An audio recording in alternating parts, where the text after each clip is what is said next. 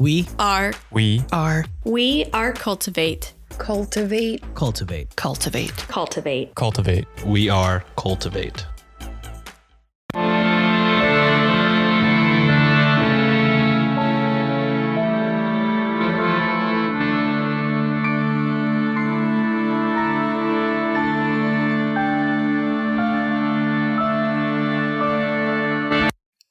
Hello and welcome to a special mini-sode of Ye Olde Crime, the show where Maddie and I discuss the funny, strange, and obscure crimes of yesteryear every Wednesday.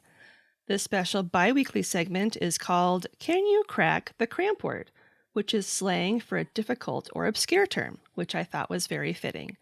And joining me today is Syrai from Freaky AF.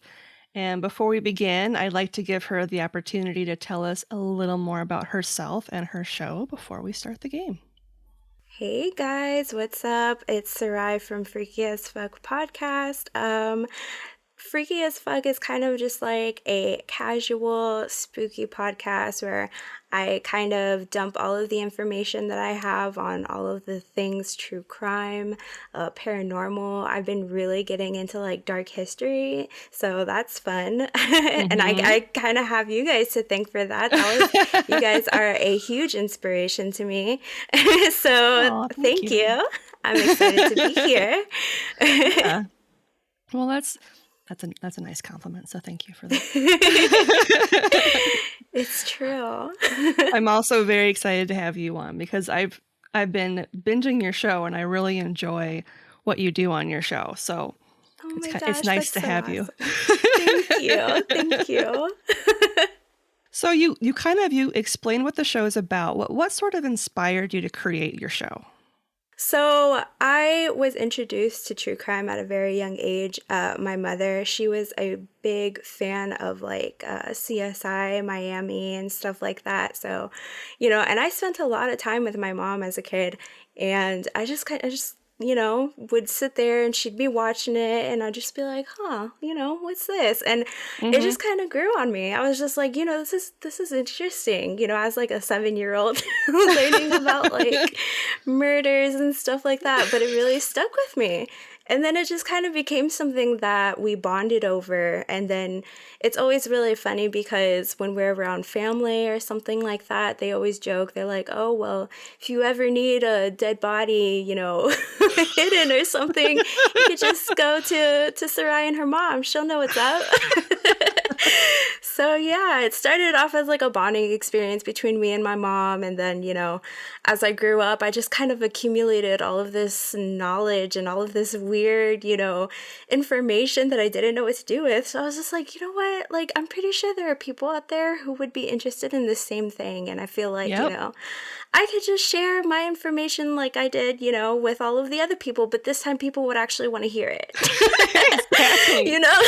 Exactly. I know.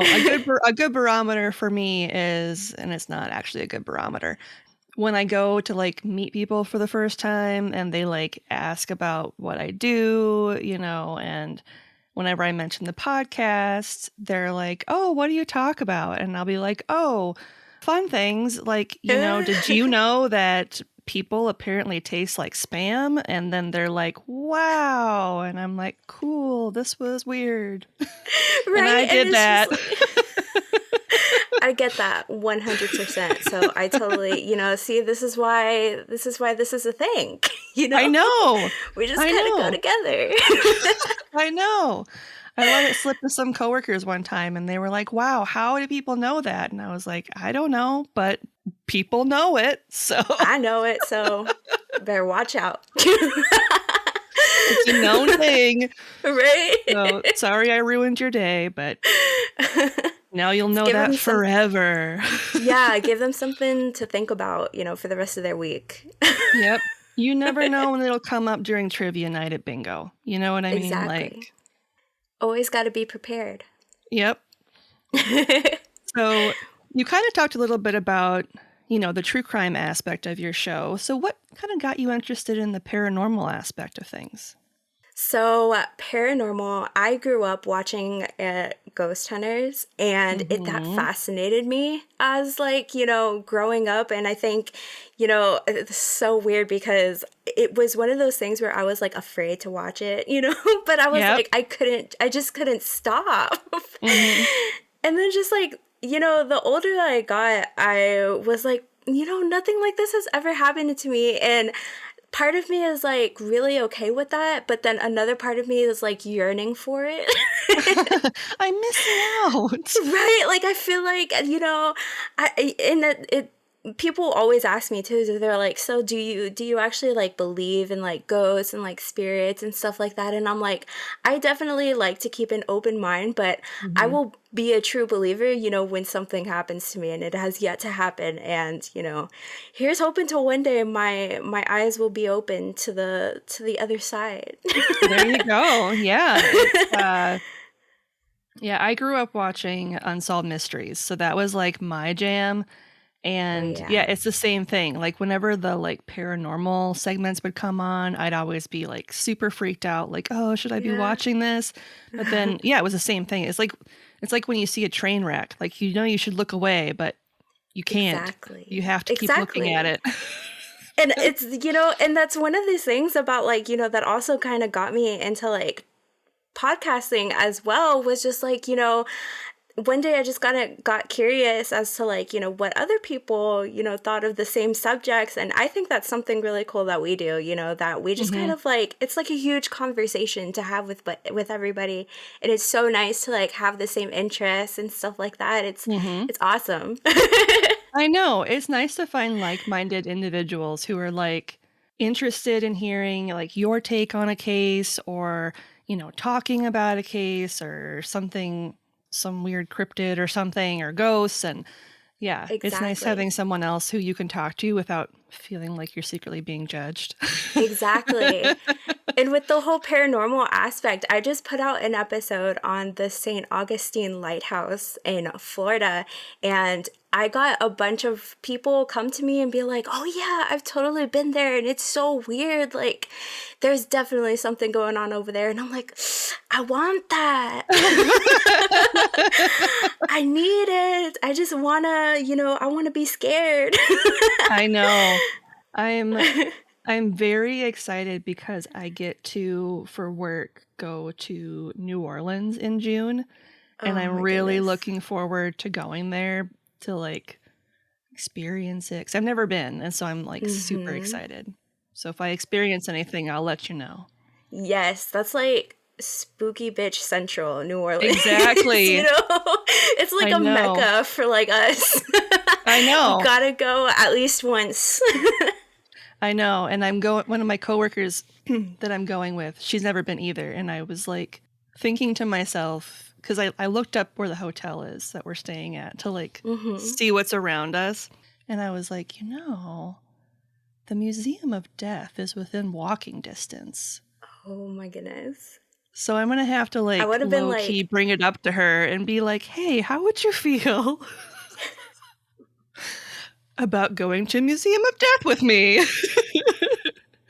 yeah, just like walk by and be like, oh, what's this? you know? This looks cool. Should we Oh go my in? gosh, Should we just try it right? out? We're already here. We might as well just like go in. It's kind of hot out here. I could use some AC. Ah. So if I But do there that you too, go. I will let you know Yeah, because fish, please, I'm please. Oh so my excited. goodness. I'm so I'll live excited. vicariously through you.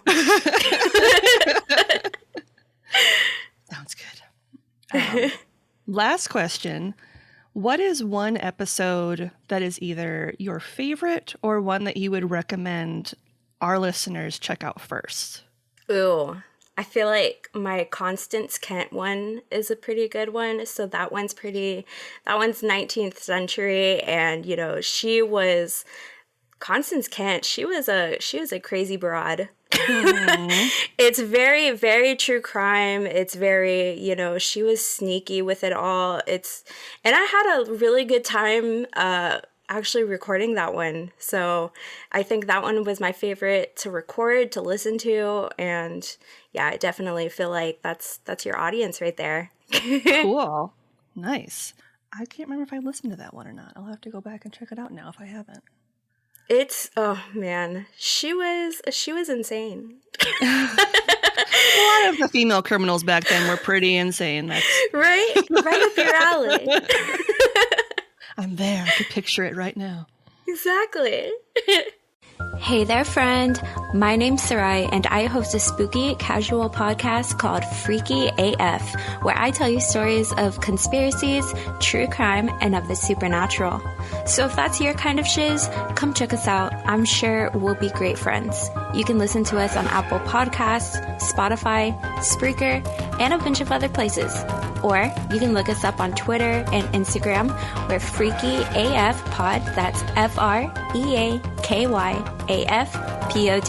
Come get spooked, y'all.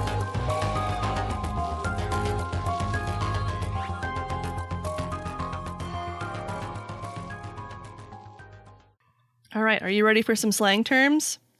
I am. Okay.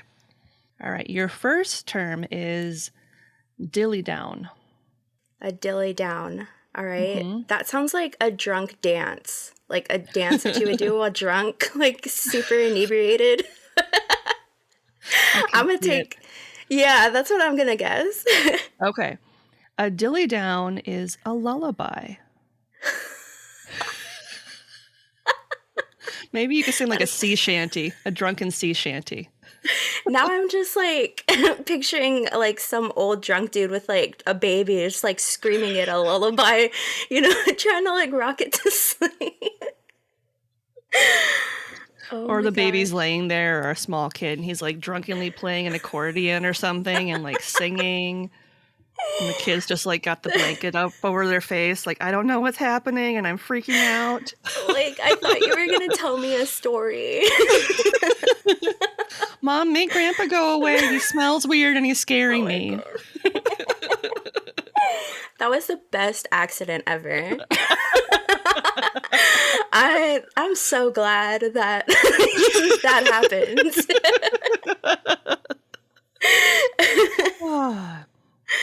Okay, your second term is meter, and it's spelled like meat-er. Okay. Like the meat you would eat. All right, meter. Okay. That sounds like, I don't know, like a child's toy? A meter? Okay. I don't know. I'm still thinking about the drunk guy. That's fair.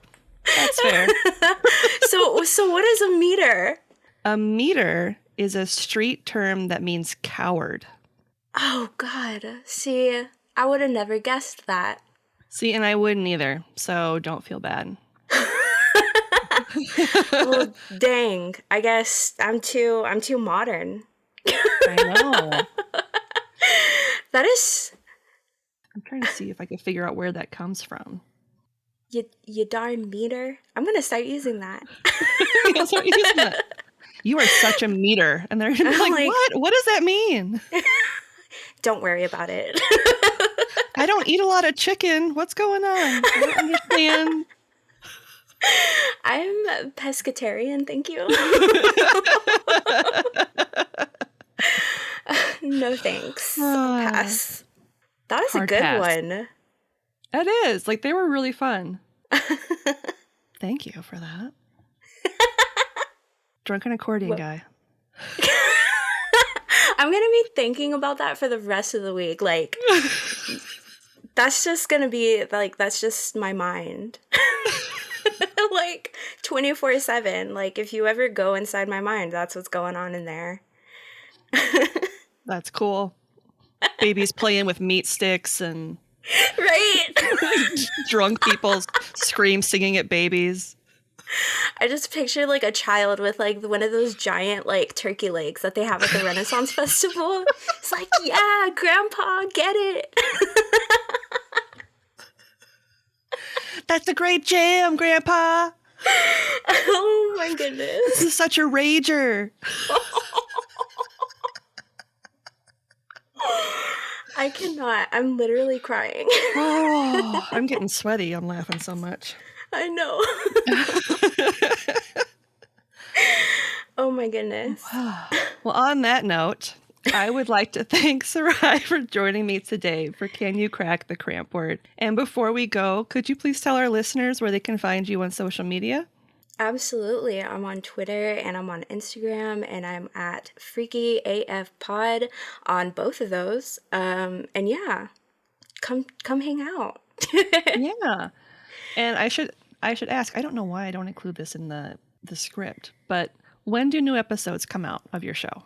I try and publish a new episode every Sunday. Okay. Awesome. Well, there you have it, folks. Yes, ma'am.